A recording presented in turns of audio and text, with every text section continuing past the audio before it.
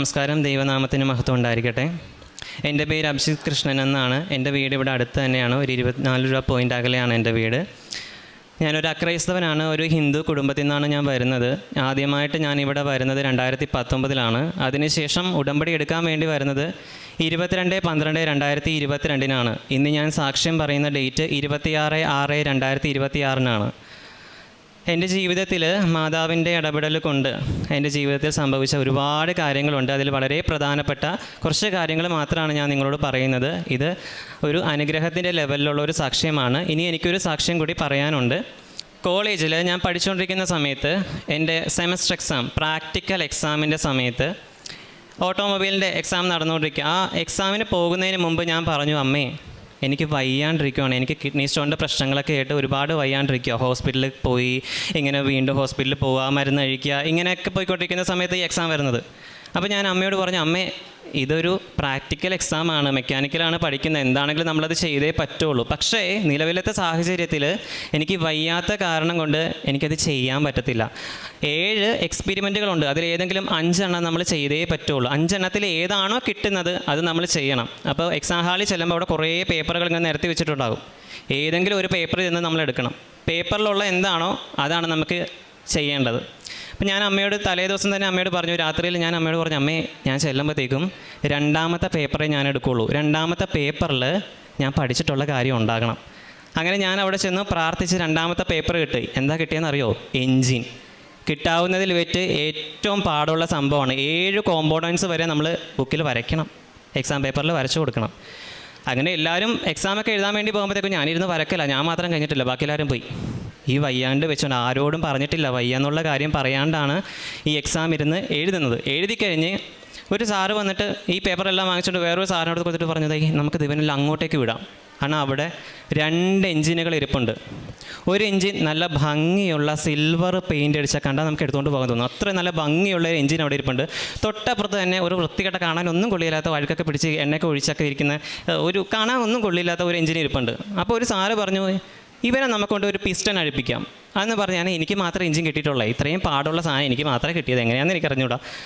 എനിക്കറിയാം, എഴുതാൻ മാത്രമേ അറിയുള്ളൂ, ചെയ്യാൻ എനിക്ക് എന്നെക്കൊണ്ട് പറ്റില്ല. കാരണം ഈ വയ്യാണ്ടിരിക്കുന്ന ഞാൻ അതിനകത്തു നിന്ന് ഒരു പിസ്റ്റൺ അഴിച്ച് കാണിച്ചാൽ മതി. ഒരു മെക്കാനിക്കലായിട്ടുള്ള ഞാൻ, നിനക്ക് പിസ്റ്റൺ അടിക്കാൻ അറിയാൻ പാടില്ലടാന്ന് ചിലപ്പോൾ ചോദിക്കാം. അറിയാം, പക്ഷേ നിലവിലത്തെ സാഹചര്യത്തിൽ ഞാൻ നോട്ട് ബൈ മെറിറ്റാൻ നിൽക്കുന്നതിനെ കൊണ്ട് ചെയ്യാൻ പറ്റത്തില്ല. അപ്പോൾ ആ സാറ് പറഞ്ഞാൽ ആ എഞ്ചിൻ്റെ അടുത്ത് ചെന്നിട്ട് ആ പിസ്റ്റൺ അഴിച്ചാൽ മതി എന്ന് പറഞ്ഞ് ഞാൻ അവിടെ ചെന്ന്, ടൂൾസ് ഒന്നും ഇല്ലാണ്ട് വാതിക്കെ പോയി ഇങ്ങനെ നിൽക്കുക. എഞ്ചിൻ ഇരിപ്പുണ്ട്, അഴുക്കൊക്കെ പിടിച്ച ഒരു എഞ്ചിൻ ഇരിപ്പുണ്ട്. അപ്പോൾ തൊട്ട് സൈഡിൽ എൻ്റെ ക്ലാസ്സിൽ തന്നെ പഠിക്കുന്ന ഒരു തന്നെ അവിടെ ഇരുന്ന് ഡിഫറൻഷ്യൽ ഇരുന്ന് അഴിച്ചുകൊണ്ടിരിക്കുക. അവരുടെ ഇഷ്ടം പോലെ ടൂൾസ് ഉണ്ട്. ഞാൻ ചോദിച്ചൂടാ, എനിക്കൊരു ടൂൾ തരാമോ? പിന്നെ ഇതൊന്നും ഞാൻ നിനക്കൊന്നും തരത്തൊന്നുമില്ല, നിനക്ക് വേണമെന്നുണ്ടെങ്കിൽ നീ പോയി സാറിനോട് ചോദിക്കണം, ഇത് എൻ്റെ ടൂളാണെന്ന് പറഞ്ഞ് എല്ലാം വാരി വെച്ചുകൊണ്ട് അവിടെ ഇരുന്ന് അഴിക്കുന്നുണ്ട്. ഒന്നുമില്ലാണ്ട് ആ എഞ്ചിൻ്റെ മുമ്പിൽ ഞാൻ നിൽക്കുക. ഞാൻ എന്നിട്ട് അമ്മയോട് പറഞ്ഞു, അമ്മേ ഞാൻ എന്താ ചെയ്യേണ്ടത്? സമയം പോയിക്കൊണ്ടിരിക്കുന്നു, ഇത് ഞാൻ എങ്ങനെ അഴിക്കാനാണ്? ഞാൻ ഇങ്ങനെയൊക്കെ നോക്കുന്നുണ്ട്, ഒന്ന് തിരിഞ്ഞൊന്ന് കിട്ടുമോ? ഈ ക്രാങ്ക് ഷാഫ് ഇതൊക്കെ ഒന്ന് വരണ്ടേ, ഒരു പിസ്റ്റണെങ്കിലും ഒന്ന് പുറത്തോട്ട് വരണ്ടേ? മാക്സിമം പറ്റാവുന്ന പോട്ടിൽ ഞാൻ നോക്കുന്നുണ്ട്, ഒന്നും കറങ്ങിപ്പോലും വരുന്നില്ല. ഞാൻ പറഞ്ഞു, എൻ്റെ അമ്മ എന്തെങ്കിലും ഒന്ന് ചെയ്യുമെന്ന് പറഞ്ഞ് ആ മെഷീനിൽ ഞാനിങ്ങനെ കൈവച്ചതേ ഉള്ളൂ. ആ 2ാമത്തെ പിസ്റ്റണിൽ നിന്ന്, ആ ബോറിനകത്ത് നിന്ന് ആ പിസ്റ്റൺ എല്ലാം കൂടെ ആ കണക്റ്റിംഗ് റോഡും എല്ലാം കൂടെ പുറത്തോട്ട് വന്ന് വീണ്, അതിനകത്ത് ബെയറിങ്ങുകളും സാധനങ്ങളും എല്ലാം കൂടെ ആ ഡെസ്കിലേക്ക് വന്ന് വീണ്. എന്താ സംഭവിച്ചതെന്ന് എനിക്കറിയത്തില്ല. പിസ്റ്റൺ തന്നെ അഴിഞ്ഞ്. ആ പിസ്റ്റൺ എടുത്ത് ഞാൻ, ബെയറിംഗ് ഉണ്ട്, ഇതെന്താ ഇങ്ങനെ എന്നും പറഞ്ഞിങ്ങനെ നോക്കുമ്പോൾ സാറ് പറയും, ഇതെന്താ ഇത്? ഞാൻ പറഞ്ഞു, ഇത് സാറേ പിസ്റ്റൺ, ഇതെന്തിനാണ് ഉപയോഗിക്കുന്നത്? എയർ ഫ്യൂറിലെ മിസ്റ്ററിനെ കംപ്രഷൻ ചെയ്യും, വെച്ചിട്ട് പൊക്കോ എന്ന് പറഞ്ഞു. അപ്പോൾ എൻ്റെ കൂട്ടത്തിലുള്ള ബാക്കി പുറകെ ഉള്ളവരൊക്കെ പേപ്പർ എടുത്തിട്ട് നിൽക്കുക വരാൻ വേണ്ടി. അപ്പോൾ ഞാൻ കണ്ടു, ഒരുത്തൻ അടുത്തവൻ എഞ്ചിനാണ് കിട്ടിയിരിക്കുന്നത്. ഞാൻ പറഞ്ഞു, എടാ ഞാൻ ഇതിവിടെ തരികി കയറ്റി വെക്കുന്നുണ്ട്, നീ വന്നിട്ട് അഴിച്ചോ കേട്ടോ എന്ന് പറഞ്ഞിട്ട് ഞാൻ നേരെ അവിടുന്ന് കൈയൊക്കെ കഴുകി തിരിച്ച് വന്നപ്പോഴത്തേക്കും അവൻ ആ എഞ്ചിനല്ല കിട്ടിയത്. ആ സിൽവർ കളറുള്ള എഞ്ചിനെന്ന് പറഞ്ഞില്ലേ, ഭംഗിയുള്ള എഞ്ചിൻ ഇട്ട് അഴിക്കുക. എത്ര അഴിച്ചിട്ട് അവൻ എന്നോട് പറഞ്ഞത് ഇതാണ്, എടാ ഞാനൊരു 10-15 മിനിറ്റോളം എടുത്ത് അതൊന്ന് അഴിച്ച് കിട്ടാൻ വേണ്ടി, എത്ര നോക്കിയിട്ടും ആ എഞ്ചിൻ അഴിയുന്നില്ല. ഞാൻ പറഞ്ഞു, എടാ ഞാനൊന്നും ചെയ്തില്ല, എനിക്ക് എൻ്റെ കഴിവ് കൊണ്ട് എനിക്കൊന്നും ചെയ്യാൻ പറ്റത്തില്ല, പക്ഷേ ആ പിസ്റ്റൺ അഴിഞ്ഞ് കിട്ടി. ദൈവത്തിൻ്റെ ഇടപെടൽ കൊണ്ടെന്നല്ലാണ്ട് എനിക്കിതിലൊന്നും പറയാനില്ല. എൻ്റെ കഴിവ് കൊണ്ടല്ല, ഞാനതെൻ്റെ കണ്ണുകൊണ്ട് കണ്ടൊരു കാര്യമാണ്. ആ പിസ്റ്റൺ തന്നെ അഴിഞ്ഞ് വന്നതാണ്. ഞാൻ ഒരുപാട് ശ്രമിച്ചെങ്കിലും ഒന്നും എൻ്റെ കഴിവ് കൊണ്ട് എനിക്കൊന്നും ചെയ്യാൻ പറ്റില്ല. ഇതാണ് ദൈവത്തിൻ്റെ ഒരു ഇടപെടൽ എൻ്റെ ജീവിതത്തിൽ ഉണ്ടായത്. 2 വർഷങ്ങൾക്ക് ശേഷം ഞാൻ ആ കോളേജിൻ്റെ അടുത്ത് ചെന്നപ്പോഴത്തേക്കും ഒരു പയ്യൻ എൻ്റെ അടുത്ത് വന്നിട്ട് പറഞ്ഞു, അതെ, ചേട്ടൻ എക്സാം എഴുതിയായിരുന്നു ഓട്ടോമൊബൈലിൽ. ഞാൻ പറഞ്ഞു എഴുതി. എന്താ? ചേട്ടൻ എഴുതിയ എക്സാമാണ് ഞങ്ങളുടെ ക്ലാസ്സിൽ ഓട്ടോമൊബൈൽ ഡിപ്പാർട്ട്മെൻറ്റിൽ സാറുമാർ കൊണ്ടുവന്ന് വെച്ച് പഠിപ്പിക്കുന്നതെന്ന്. ഇതിൽ കൂടുതൽ എന്ത് കിട്ടാനാ? ഇന്നേ വരെയും ഓട്ടോമൊബൈൽ ഡിപ്പാർട്ട്മെൻറ്റിൽ അങ്ങനെ ഒരാളായ എക്സാം എഴുതിയിട്ടില്ല. അത്രയും വൃത്തിയായിട്ട് വേറൊരു ഡിപ്പാർട്ട്മെൻറ്റിലുള്ള ഒരാളായ ഞാൻ, എന്നെപ്പോലെ അങ്ങനെ ഒരാളായ എക്സാം എഴുതിയിട്ടില്ല. ഇതിൽ കൂടുതൽ ദൈവത്തിന് ഞാൻ എന്ത് നന്ദി പറയാനാണ്?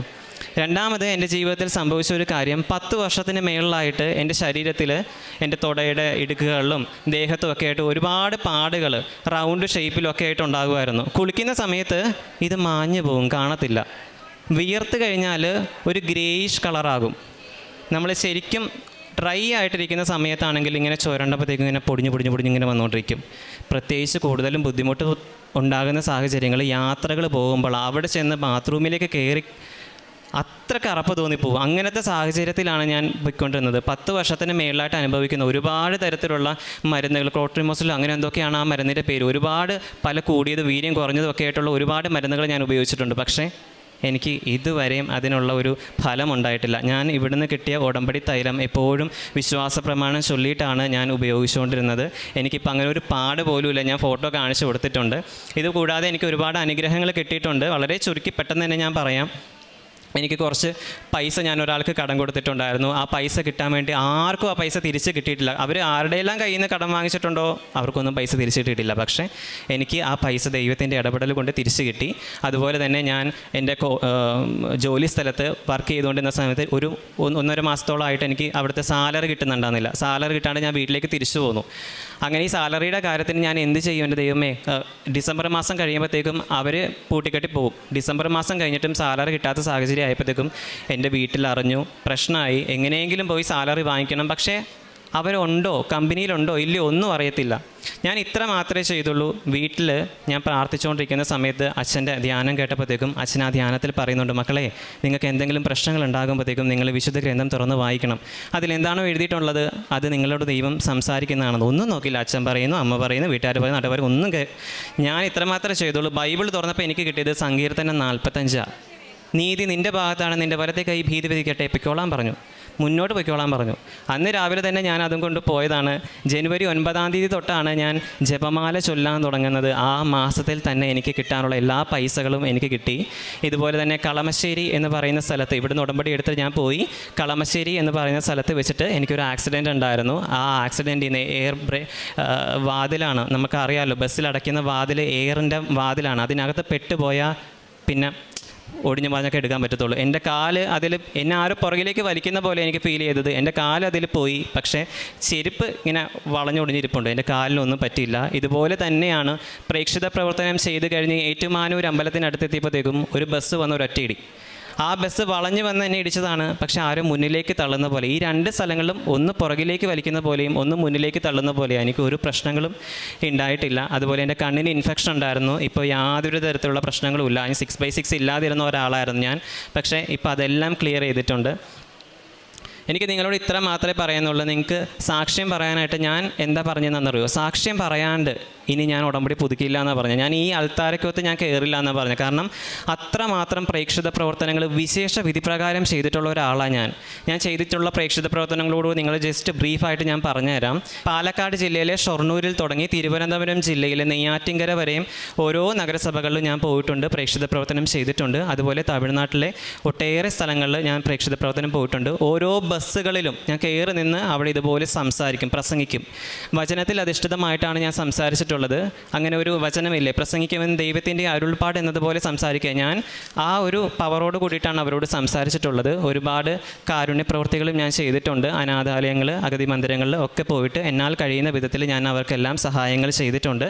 അതുപോലെ തന്നെ നോർത്ത് പറവൂർ ബസ് സ്റ്റാൻഡിൽ കാരുണ്യ പ്രവൃത്തിയായിട്ടുള്ള രീതിയിൽ ഞാൻ ചെയ്തൊരു കാര്യമാണ്. അവിടെ ഇതുപോലെ നിന്ന് പാട്ട് പാടിയിട്ടുള്ളത്. ഞാൻ ആദ്യം പാടിയതുപോലെ അവർ പ്രസംഗിച്ചുകൊണ്ടാണ് ഞാൻ ഇന്ന സ്ഥലത്തു നിന്നാണ് വന്നത്, ഇന്ന കാര്യത്തിന് വേണ്ടിയിട്ടാണ് ഞാനിവിടെ വന്നിരിക്കുന്നതെന്ന് പറഞ്ഞിട്ടാണ് ഞാനിവിടെ മറ്റുള്ള സഹോദരങ്ങൾക്ക് വേണ്ടി, രോഗികൾക്ക് വേണ്ടിയിട്ടൊക്കെ പാടിയിട്ടുള്ളത്.